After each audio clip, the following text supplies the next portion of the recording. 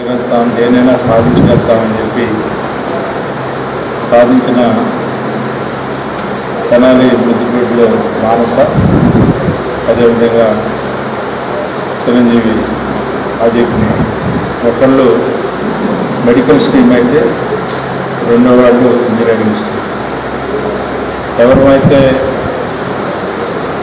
ఏదైతే మనం చదువులో అత్యున్నతంగా ఉండాలని అనుకుంటామో ఈ కాలేజెస్లో వస్తే బాగుంటుందని చెప్పి జనరల్గా విద్యార్థులు కలగంటూ ఉంటాం. సీట్ వస్తే ఎయిమ్స్లో రావాలి, జిప్మార్లో రావాలి.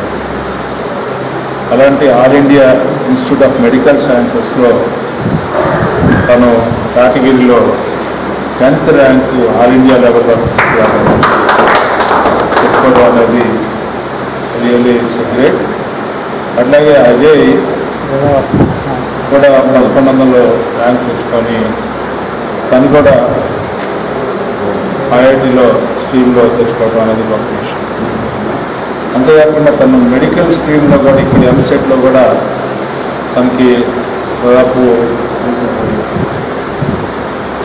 768 ర్యాంక్ తెచ్చుకోవడం